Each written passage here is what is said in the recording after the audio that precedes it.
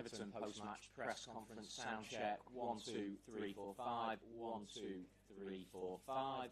1, 2, 3, 4, 5.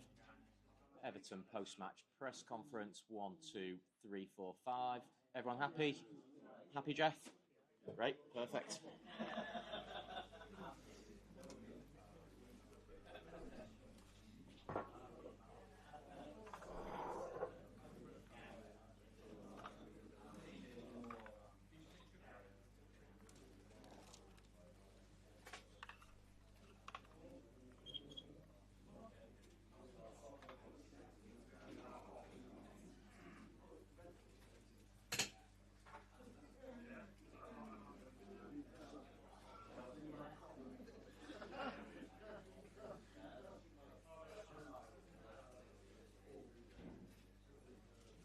Three, 4, 5 on the reporter mic. 1, 2, 3, 4, 5, 6. Everyone happy?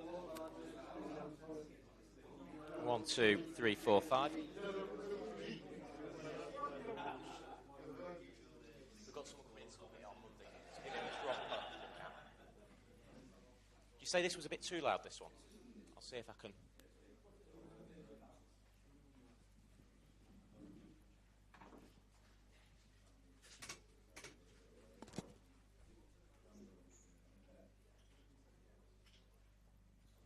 How's that now, Paul? Is that better?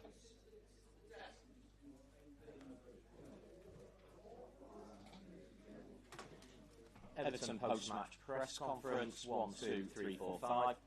And Everton post-match press conference. 1, 2, 3, 4, 5.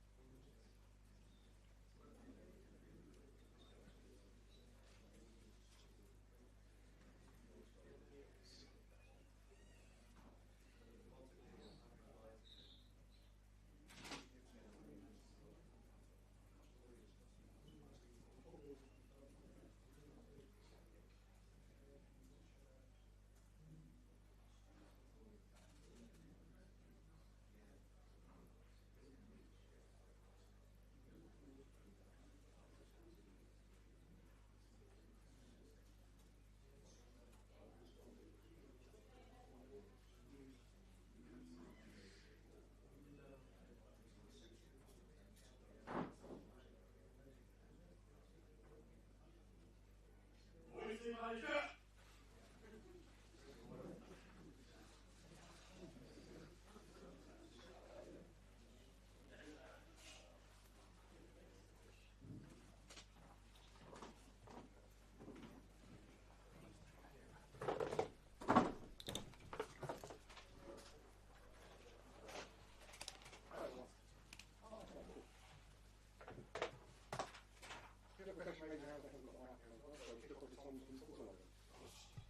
Mikel, point apiece, is that a fair reflection of the performance?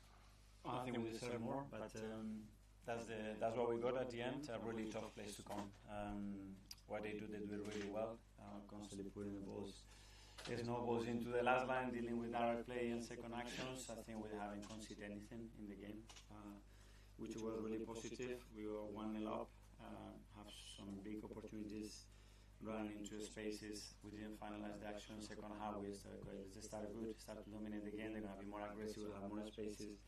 We did the opposite, we give the ball straight to the keeper. Direct play, trouble, again, direct play, and the referee decides to give a penalty that changes the course of the game, which I'm here to give my opinion, and after seeing it 15 times, there is no way that, in my opinion, that's a penalty. Because if there is, then O'Brien has to be out, and Everton has to play with 10 men. That's clear. And after that, again, dominated the game. Really not get too much momentum because he's constantly breaking the play, and a big part of that was down to us because after that play we gave very cheap free kicks away. But yeah, we had 2 big chances to win the game. We didn't convert them, so we have to accept the point. I feel like we've spoken a lot after games where refereeing decisions have come up this season, and obviously the gap between yourselves and Liverpool is quite significant. Do you feel as though that has played into maybe why the gap is so large this season? Merit to Liverpool, the way they are winning their football matches, and talking a reflection of what happened to them was really relevant for the score, and there is no question that apart from that they had nothing, but obviously that changes completely the momentum and the results. Hi Mikel, it's been a few times now with Miles Lewis-Skelly in certain situations in defensive scenarios where there's been controversy. Do you think in some ways he's been targeted by referees because he's been involved in these situations in the past? No, I don't think that any referee targets a player, right? Hello, Mikel. Just in the team you picked, obviously a lot of first teamers or left out, and they came on at the end. Presumably that's all with Real Madrid in mind, is it? Well, there were 4 players that could not start the game after what happened with Fulham, and obviously the injury of Gavi, so that forces you as well to make some changes, and as well because players decided to play minutes. So I'm very happy with that. I mean, everybody has to be important, has to feel important. I have so many games coming up right now, and I will have to rely on all of them.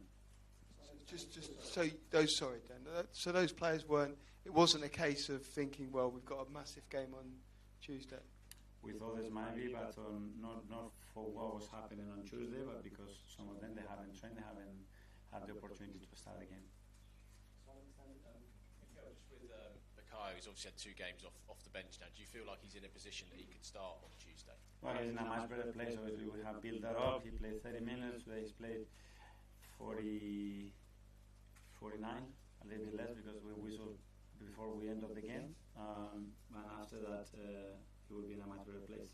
Can I just ask you one? Obviously, you've got that big decision about who plays that left centre-back without Gabriel. How did you feel Yaka did today? And also, is Ben moving back to centre-back something you're thinking about with those games against Real Madrid? Yeah, we have alternatives there. Today, obviously, we had players that they haven't played together, so that cohesion hasn't been there. Ben especially hasn't played at all almost this season. So good that they have the minutes, they have that understanding, and we will assess what's the best options for that back line.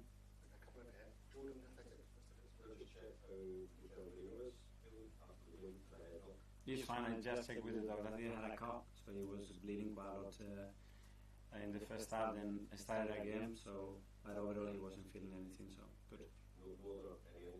No.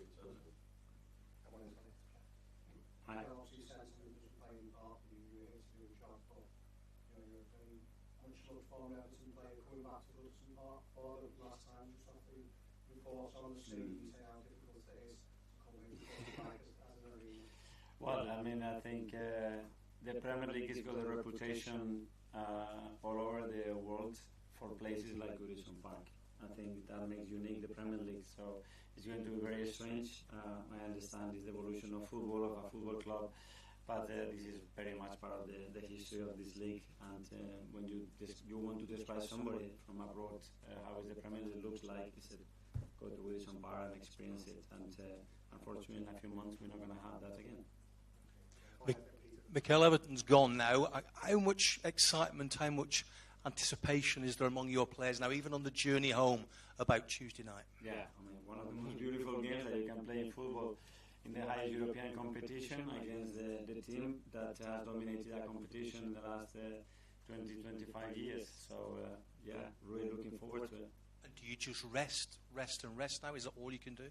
Oh, we'll have to train and prepare a few things, but tomorrow we'll have some time to rest and start preparing really well the game, because we're looking forward to that game. Yeah. Thank you. Yeah, thank you.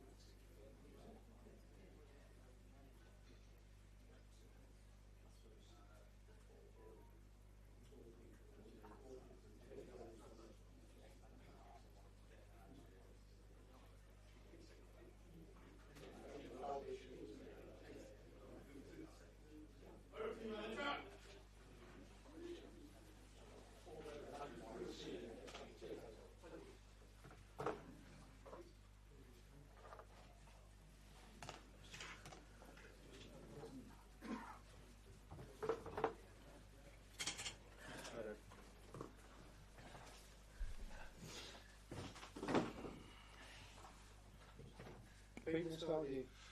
David, good afternoon. Good afternoon. You well? Yes, thank you. A point against a team in Premier League and Champions League contention. How satisfied have you got to be with that? Really satisfied. We didn't start well, but we showed a little bit more in the second half, which got us back in the game.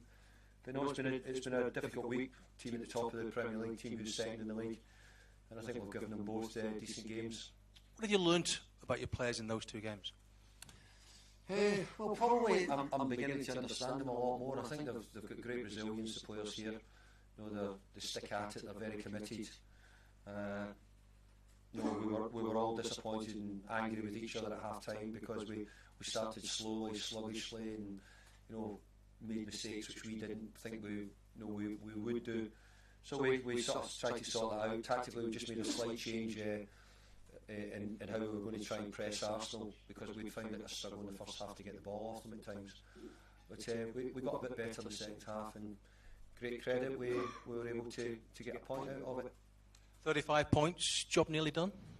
Nearly done. I'm saying here, obviously mathematically we're not safe yet, but I'm hoping to take a visit to the stadium this week, which would indicate that I think that we're pretty close. So I want us to keep getting ready now for Premier League football, and I know I've got a bit to do, and I hope I'm not speaking too soon. Are you old school and want to get to 40 points? I want to get to about 60 or 70 points if I could, to be honest, but at the moment, I think when I came in a few months ago, I think if you'd given me 40 points, I'd have taken you out for a drink. Shane? David, Mikel's come in and said he's watched it 15 times and it's not a penalty. What did you make of it? Well, I've watched it 0 times, and I couldn't tell you if it was a penalty or not, because I've not seen it back yet. But it just showed Illiman's class that he was able to tuck it away, and the general performance was excellent as well. We've missed some, which we have, but we've missed other people as well, and we're just beginning to get players back. And thankfully we weren't getting them back now when we were needing loads of points and everybody was feeling under pressure. The players who've come in, whoever's played, has done a great job in getting us the points. So got to think that we've not had Dwight, we've not had Ellie since the Liverpool game here at home. Dominic and Ambrosia as well, so they're just beginning to come back into the scene, which helps us a lot. It gave me a chance today to change it, to try and have a look at Tim as well after the game in midweek, and we had an injury to Mikel, so Pat will get a chance to play as well. So we were always thinking about making a couple of changes, but some of them were a bit enforced anyway. I was about to ask about the changes, David. Was that also to do with the amount of work they had to do against Liverpool at Anfield the other night? If you look at it, probably off the ball over 2 games, we've had to be. We're not going to have all the possession, that's for sure, and we're probably having to work really hard off it. I thought Duke's done an amazing job in the work he'd done, especially at the start of the second half, him and Beto, and they needed to, because we hadn't done it particularly well in the first half. But I thought the second half we got about them much better and gave ourselves a chance. And Carlos Alcaraz comes out to the side today. I just wonder what he has to do to earn the new contract in your eyes. We'll see. We'll talk about contracts at another day, not today, but we just thought we had an opportunity to try and change things about, and we thought the best people for the job up at the top end was Dukes and Beto, and I thought Dukes proved that was the right choice.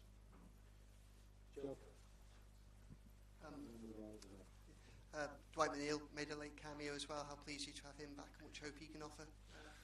Well, I mean, it's a bit like we've not been able to get any of the boys games and under 21s and that at the moment, because we feel as if we want to get them close to the first team as quick as we can, and we've done that a bit with Tim when he was on the way back, and we're doing it the same with Ellie as well, who we were not quite sure if we'd start him today, but in the end we felt that we might as well do so to get him back in it.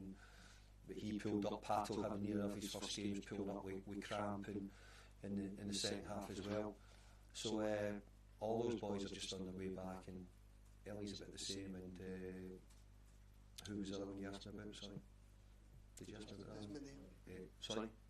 McNeil that I asked about. It was McNeil that I asked about. Sorry. No, that was the only one. Sorry, Kennedy. Sorry. That was the only one. Sorry, I thought that was the one. Yeah. Final one. Hi, David. Hi, David. You talked about a tough week playing the teams first and second in the league. Your next 3 games against the team third, fourth, and fifth. Yeah. You've done quite well against the top 6 so far this season. How much confidence can you take from this last week going into those tough games?